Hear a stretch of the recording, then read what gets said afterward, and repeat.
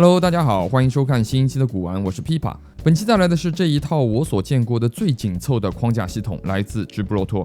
不由得想到，上一次接触直布罗陀的框架都已经6年前了。那款蜘蛛框架，就算放到现在，也是一款极具创意和炫酷的产品。所以对于本期的新款，我也是非常有期待的。那么我们现在就把它装起来吧。首先，这套框架的所有硬件都是单独的。这也意味着每一个配置都需要用户自己量身去定制。我想这一连串复杂的英文型号对于用户和商家都是一件麻烦的事情，不如本期视频用到的所有配件就叫琵琶同款吧。我的配置包括了一个22寸的游行管，2个支架腿，2个球形的牛角，2根可以延长的半截叉架，5个可变角度的夹具，以及1根球形的半截叉架。第一步很简单，打开22寸游行管以及支腿的包装，将它们组合起来。这款框架的最大创意就是在于用1根游行管去省下了至少2根直杆以及2个夹子，既节省了成本，又节约了安装时间。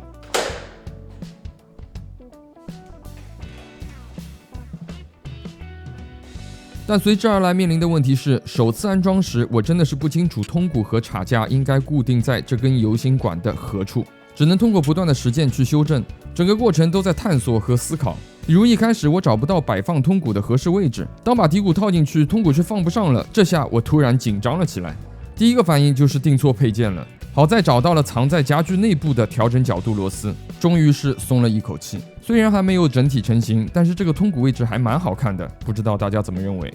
第二个遇到的问题是，如果夹具没有调整到合适位置的话，很可能会蹭到底鼓。这套一下都没打过的新鼓，差一点就变成了二手鼓，所以第一次安装的时候要特别小心和注意。官网上的这根叉架看上去挺普通、挺廉价的，但实际的实物要比图片精致的多得多。比如这个关节很有设计感，还带有角度的锁止，可以防止叉片角度的意外松动。支杆还可以延伸得很长，方便把叉片架在一个比较高的位置。直布罗陀高端硬件上的球形支架就更别提有多好用了，有着很高的自由度，而且摆出来的样子也很科幻。让我最伤脑筋的是如何在鼓手的右手位置放置第2张 crash， 想了很多方案，最后的结论是不可行。最终从我的百宝箱里面找到了这个，一个可以在地通鼓上延伸叉片的夹子。经过了1个多小时的折腾，终于摆出了自己最想要的位置。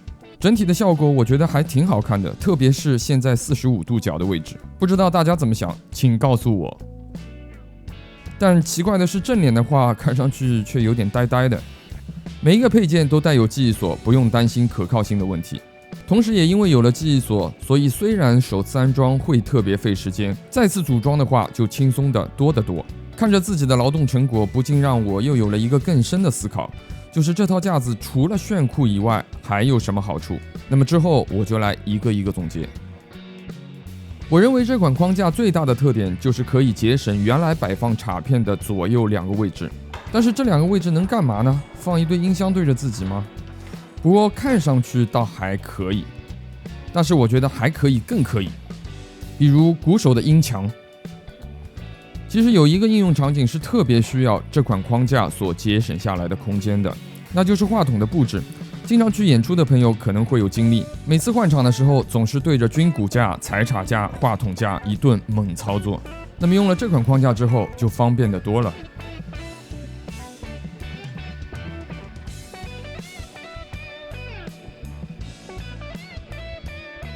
我非常满意自己的 Hex Rack， 但是我只会放在家里用，我不会搬出去，因为这将是一个恐怖的工作量。那么这款框架的优势就显现出来了，这可能也是我唯一觉得有能力可以搬的框架。官方其实还有一个收纳包，但是中国可能没有，我们就看一下就好了。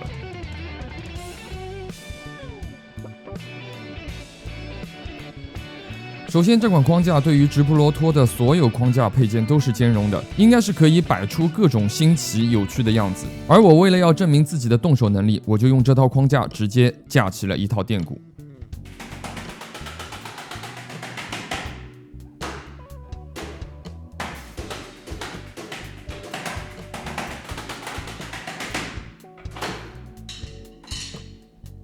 你可以看到通3和 Crash 2都架在了这根球形的叉架上，也借此来验证它的可靠性。毕竟这2个东西着实不轻啊，所以应付一般的叉片就会很轻松了。但实际上选择框架配件中的弯管会更合适。当所有的家具位置都合理摆放之后，这套框架是可以快速实现更换底骨的。但一定特别需要注意的是，底骨底下一定要铺垫地毯，因为整套框架和底骨的位置间隙很小，如果在一个不防滑的表面演奏底骨的话，很可能会伤到底骨的漆面。底骨能稳定住的话，就不用太过担心。最后总结来说，这款框架不论是功能性上还是创意上都有着不错的表现，在这里推荐给大家。这个6分钟的视频依然花了我4、5天的时间去拍摄、剪辑以及想办法把它讲明白。但是本期的内容涉及不到演奏，所以就这样愉快的结束吧。下一期会出现什么内容呢？我想大家应该已经能猜到了，到时候还是会使用这套框架，敬请期待。好了，那么本期就说到这里，希望提供了有价值和有帮助的信息。我是 Pipa，我们下一期再见。